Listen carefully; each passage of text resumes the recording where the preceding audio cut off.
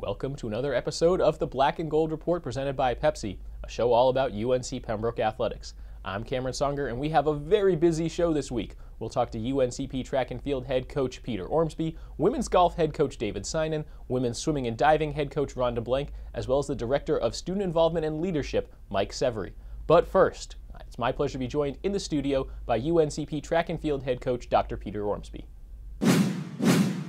UNCP track and field head coach Dr. Peter Ormsby, thank you for joining us. Thanks for having me on. We were able to sit down with you a few weeks ago to talk about preparations for the Peach Belt Conference Track and Field Championships, which will be held April 21st through the 23rd at the Dick and Lenore Taylor track on UNCP's campus. Can you give us an update on the prep work as well as your excitement level for that event? Well, everything's getting going really good. They actually ripped up the old discus circle yesterday, so that's why I don't have any hair today. But no, that'll be ready probably Wednesday, Thursday, and that was the last big piece of the puzzle that we had to do.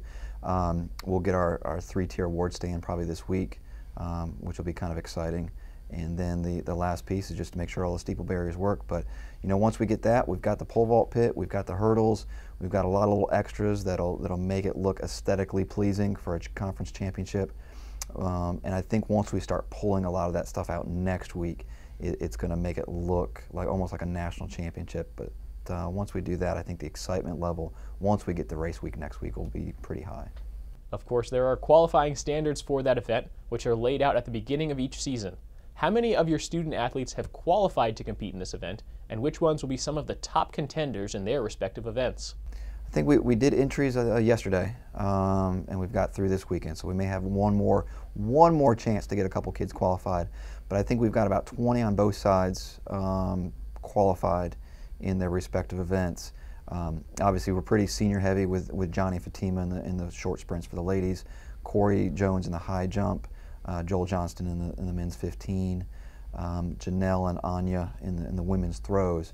So it's a lot of our seniors we're looking forward to and looking towards them for big points. But there's a lot of points that we don't have accounted for. The men's and women's 10Ks, we haven't run a 10K yet on either side, and we've got chances to get some points on that without too much trouble, hopefully. Historically, UNCP has fared very well in the conference's outdoor track and field championships. How do the Braves stack up heading into the event, and who will be the teams to beat later this month? I think right now we've scored it out a couple times, and like I said, the 10K is not included in those results, so I think we're short some points that we are probably going to get. But right now, the three strong ones are the associate members of Shorter, Huntsville, and Nova Southeastern. So all very strong teams, all in the top three right now. So we're right now, potentially we could come away with a third place finish if everything falls into place and we have some stuff go in our favor. But there's a lot of work left to be done, and we're hoping that the fact that we are hosting, it's our home turf, that it does go in our favor for a lot of different things. You got your final tune-up heading into the PBC Championships this past weekend at North Carolina A&T's Aggie Invitational in Greensboro, and were able to record 14 personal bests. You did have a windy day to compete against as well. How much did the wind play a factor in the performances of your student athletes at that event? Definitely not the weather you want for a last chance meet. I think it was gusting about 25, maybe 30 miles an hour. I think the ambient temperature was probably 50, but with the wind chill probably brought it down to like the high 30s, low 40s. So from a sprint standpoint, really not that good. I think for the jumpers, both long and triple, they would actually take off and the wind would knock them back a little bit. So where we could have increased some of our conference marks, we were stunted a little bit there. But I think a lot of things came out. So I think a lot of kids learned what they're made of. Having 14 personal bests or season best in the conditions like that does show that we can contribute. But then when we look at the results from the rest of the conference, a lot of them were racing down in Miami. So 80-degree weather, so it made for some fast times down there. But they've got to come out of the heat and come up here next week. So I think it is what it is. We're probably looking at maybe one more last chance for a couple kids this weekend just to kind of get a mark.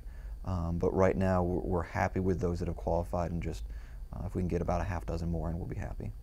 You do have a couple of last chance meets that the Braves will travel to in the weeks following the PBC Championships, with the ultimate goal of attaining a berth into the NCAA Outdoor Championships.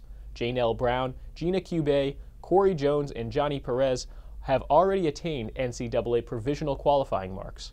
Who else is in good shape to attain a qualifying mark? And out of those four, who needs to improve the mark a little in their respective event in order to book their ticket to Bradenton, Florida in late May? It's one of those, you could say that you got to jump faster, run higher and sprint a little, but we're talking, for Johnny and a couple of those, we're talking like tenths of a second.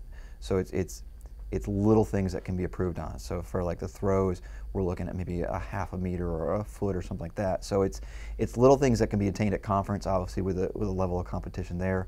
And the last chance meets are really just to kind of get that last burst of competition, just to eke out what's needed. I think with Corey, we're probably looking at 5 centimeters.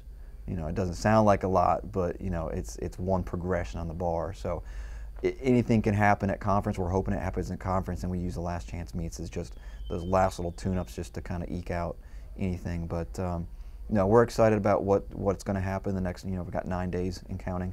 But yeah, a lot of things can happen the next 9 days, and obviously we got 3 weeks after that to hopefully go down to Tampa and enjoy the sun. UNCP track and field head coach Dr. Peter Ormsby, thank you for sitting down with us. Thanks for having me. It's time for our first break here on the Black and Gold Report, but when we come back, we'll talk to UNCP women's swimming and diving head coach Rhonda Blank. Stay tuned.